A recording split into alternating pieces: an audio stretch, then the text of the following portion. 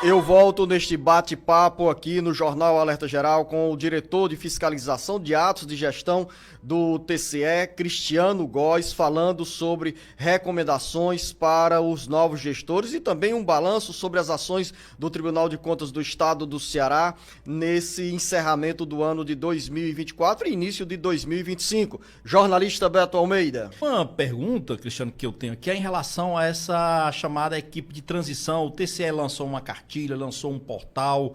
Ainda assim, a gente tem acompanhado, por exemplo, que muitos atuais gestores têm enfrentado problemas, apresentado denúncias de desmonte.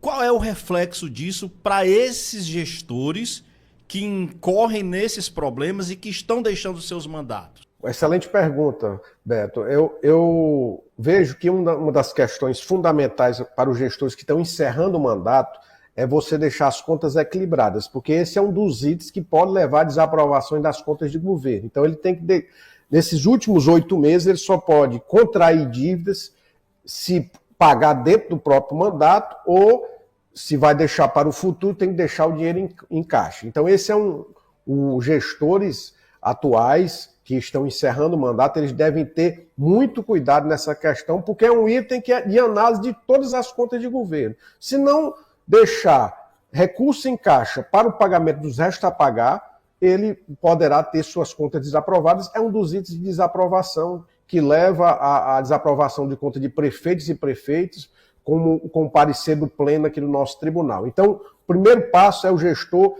manter muito cuidado, olhar bem com tranquilidade esse encerramento de mandato para fechar as contas municipais.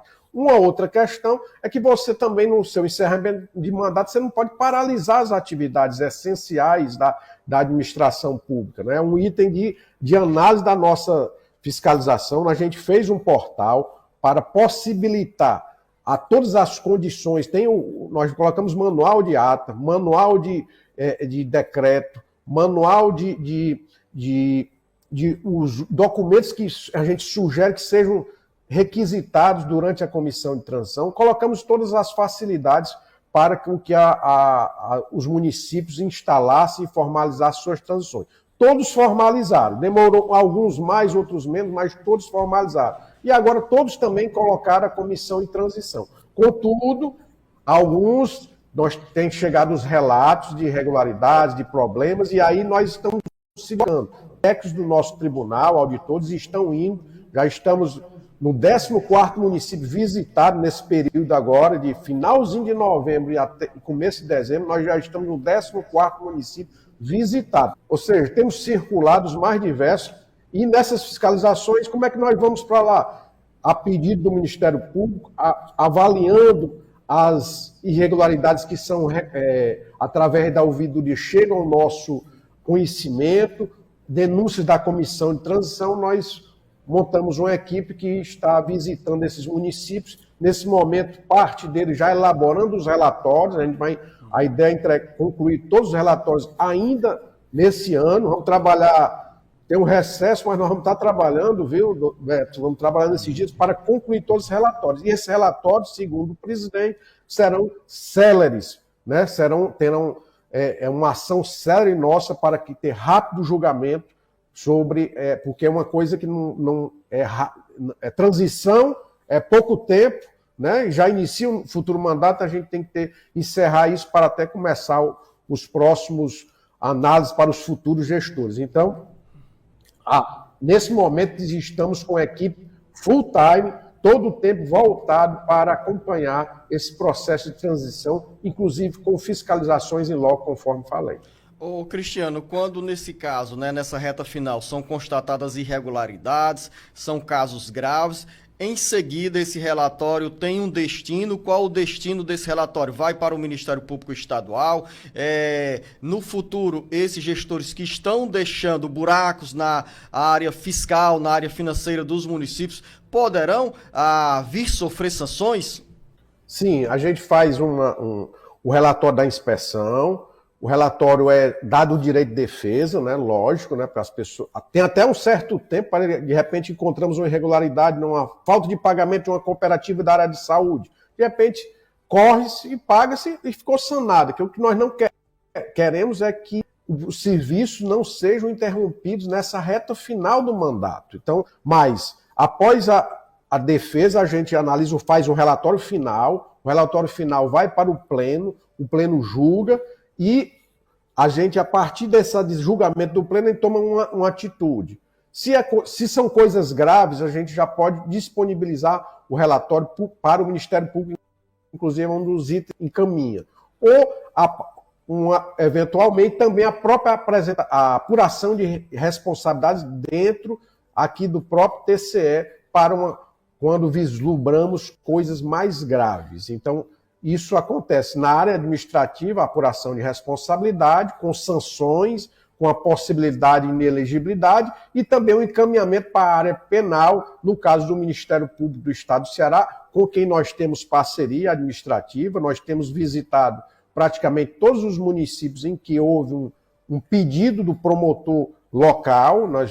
Todos esses municípios que eu falei, havia um indicativo do promotor requisitando, pedindo a ação dos técnicos do Tribunal de Contas para se deslocar. Em alguns casos a gente consegue fazer uma apuração à distância, mas na maioria das vezes é importante demais a presença dos auditores do Tribunal de Contas lá presentes nos municípios. Às vezes dirime problemas, facilita, a expectativa do controle às vezes é até mais forte que a própria sanção. Por isso que é importante demais a gente estar presente. Chega lá, as coisas começam a fluir, os documentos começam a aparecer, as equipes de repente começam a dialogar, a coisa muda. Então, se eu pudesse, nós estaríamos nos 40 municípios em que houve mudança de gestão política, ou seja, nós temos 40 municípios no Ceará que a oposição ganhou as eleições. E aí nosso olhar nesses 40 municípios é mais apurado.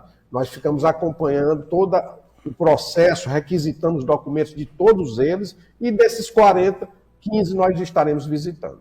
Ô Cristiano, a gente já está entrando aqui na reta final do nosso bate-papo no Jornal Alerta Geral, mas eu queria fazer uma pergunta. Há poucos dias aqui, em entrevista ao Jornal Alerta Geral, a presidente do Fundo Nacional de Desenvolvimento da Educação, Fernanda Pacobaíba, falou sobre um volume bem expressivo de recursos transferidos para os municípios para manutenção do transporte escolar. Neste caso, que é um item essencial na vida dos estudantes, de milhares de alunos das escolas municipais do interior do estado, principalmente, e também de alguns municípios da região metropolitana de Fortaleza, como tem sido a fiscalização e qual é a recomendação do TCE em relação ao transporte escolar, para serem evitados carros sucateados, para serem evitados que os contratos sejam feitos apenas para agradar aliados políticos, mas acima de tudo que sejam veículos que tenham condições de transportar com segurança os estudantes. Como é que é a fiscalização e qual é a recomendação do TCE nesse novo ciclo administrativo em relação ao transporte escolar? Olha, Zeno, esse é um dos graves problemas que nós temos na administração municipal, o transporte escolar inadequado. Eu já fiscalizei muito em campo, já bati muita foto de pau de arara, com gás, uma situação deplorável no transporte escolar. Eu me lembro de um município que eu visitei, que aí o ônibus estava lindo, rapaz, bem novinho, bonito, organizado. Mas aí eu fui conversar com os alunos e disse, não, doutor, é só porque o senhor veio olhar aqui. Aí nós estamos nesse ônibus bonitinho, mas o ruim é aquele ali, aquele que a gente usa todo dia. Um ônibus todo sem as mínimas condições, né? Mas a gente tem batido, já de muito tempo, a gente tem fiscalizado. Eu sempre, nas minhas auditorias, quando eu estou em campo, é um dos itens da fiscalização olhar como está o transporte escolar. E a gente, de tanto bater, a gente vem que está melhorando um pouco, né? Vem melhorando ao longo do tempo. Era quase tudo pau de arara, era uma situação calamitosa, era uma situação realmente muito difícil. Ao longo do tempo, hoje, os paus de arara hoje são uma exceção, mas ainda existe, ainda tem pau de arara circulando, ou então ônibus muito antigos, sem a devida condição, né? Sem aquela estrutura de segurança. Então, nós já fomos alunos, a gente sabe que o menino é traquino, que se encontra com aquela turma no deslocamento, então tem que ter muito cuidado. Então o motorista tem que passar por um treinamento, por uma capacitação, o ônibus tem que estar direcionado para o transporte escolar, tem que passar por uma vistoria do Detran. Então, nós, nos nossos fiscalizações, nós temos orientado aos prefeitos, aos secretários e secretárias de educação, de que façam uma vistoria no transporte escolar, pelo menos semestralmente, para ver as condições de segurança, as condições efetivas do transporte escolar.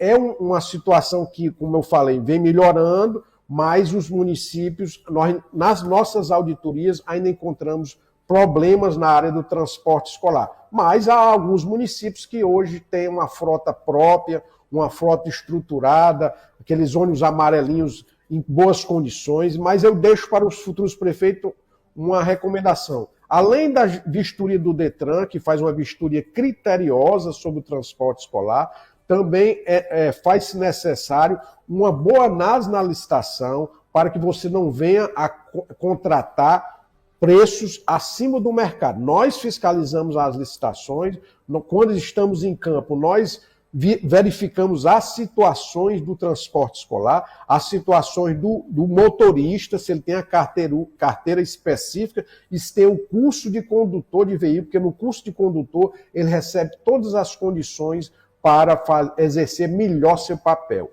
É um item que nós não podemos baixar a guarda nunca, né? Temos que, em todas as nossas fiscalizações, sempre estar presente. Porque, de repente, está melhorando, aí a gente afrouxa e, de repente, começa a voltar à situação problemática. E, hoje, a imprensa, vocês têm nos ajudado muito no sentido de noticiar os maus veículos, né? O mau uso, a má utilização, e isso tem facilitado muito o nosso trabalho, e sempre nas auditorias nós temos voltado para isso. Então, para concluir, uma inspeção do Detran se faz necessário no transporte escolar, acompanhe o processo licitatório do transporte escolar de forma que reproduza o preço de mercado e também tem um bom fiscal de contrato. Porque, não, tá tudo bonitinho, primeiro mês, os ônibus tudo novinhos, beleza, aí ele começa a substituir o novinho por aquele velho, como eu falei, aquele caso que eu citei. Então, isso tem que ter um bom fiscal de contrato para acompanhar esse processo mensal, diário, do transporte escolar. O secretário de Educação tem que escolher como fiscal do contrato uma pessoa atuante que faça acompanhar. E não pode ser passar a mão para o... é meu aliado, eu não vou... Não, o aliado pode ter... De repente, um aliado ganhou uma licitação, foi contratado, mas ele tem que cumprir as normas. Se ele quer ser seu aliado, melhor aliado quando ele presta um bom serviço, cumprindo as normas. Já pensou uma criança sofre um acidente? Hoje é noticiado no Brasil todo. Você vai ter gravíssimos problemas com os órgãos de controle e com a sociedade. Então, prefeitos e prefeitas, muita atenção com o transporte escolar, é o recado que eu deixo para eles nesse momento. Conversamos aqui no Jornal Alerta Geral com o diretor de fiscalização de atos de gestão da Secretaria de Controle Externo do TCE, Cristiano Góes.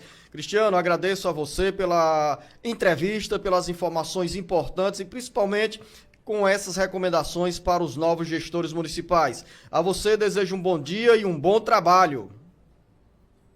Obrigado, Zenon. Obrigado, Beto. Um prazer estar sempre à disposição de vocês. Muito obrigado. Grande abraço. Jornalista Beto Almeida, bom dia. Grande abraço, Beto Almeida. Bom dia, Luzenor. Bom dia aí aos nossos ouvintes. Um abraço a todos.